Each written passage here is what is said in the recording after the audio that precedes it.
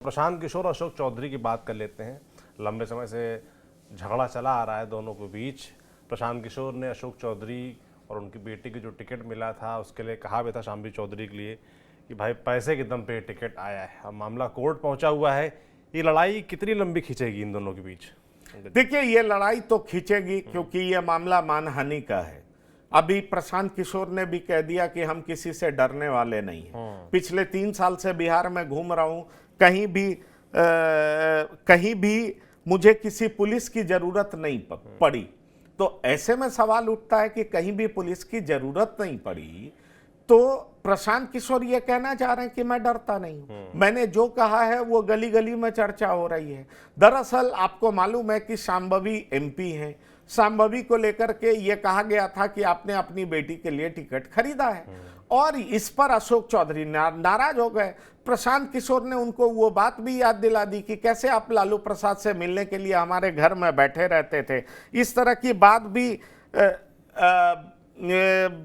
प्रशांत किशोर ने उनको याद दिला दी।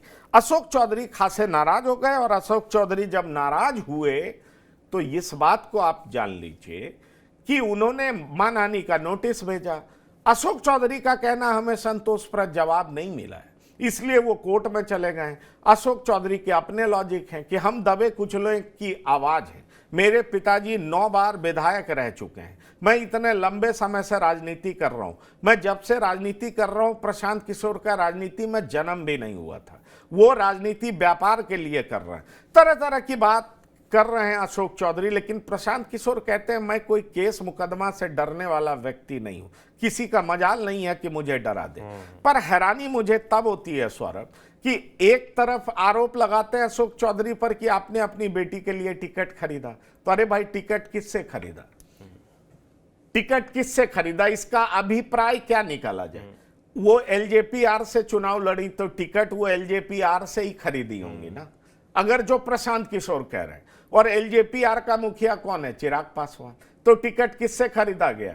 चिराग पासवान से। और दूसरी तरफ प्रशांत किशोर चिराग पासवान के भयानक एडमायरर भी हैं, उनकी तारीफ भी करते हैं। यह समझ में नहीं आता, राजनीति में कभी 2+2 4 नहीं होता। इस बात को आप जान लीजिए। आपका दुश्मन मेरा दोस्त हो इसकी कोई गारंटी नहीं, ये जान लीजिए। और आपका दोस्त मेरा दोस्त ही हो, भले ही हम और आप दोस्त हों, ये संभव नहीं है। तो पॉलिटिक्स यही बता रहा है। अब आप देख लीजिए, दोनों केस मुकदमा कर रहे हैं, लीगल नोटिस गया कोर्ट में, सिविल कोर्ट में मुकदमा लड़ा गया, ये सालों चलेगा। इनको प्रूफ सबमिट करने कहा जाएगा, फिर ये अपनी क्या दलील देंगे। ये कह रहे हैं गांव चौराहे में इसकी बात हो रही है, कौन नहीं जानता है, जमीन नपाई में पैसा लिया जा रहा है। तरह तरह के आरोप प्रशांत किशोर लगा रहे हैं। लेकिन जब कोर्ट में ऐसी बात होगी तो क्या प्रशांत किशोर प्रूफ दे पाएंगे, ये देखना दिलचस्प होगा। क्योंकि मुझे याद आता है अरुण जेटली के खिलाफ भी अरविंद केजरीवाल ने बहुत कुछ बोला था। जब कोर्ट में उन्हें घसीटा गया तो अरविंद केजरीवाल को माफी मांगनी पड़ी।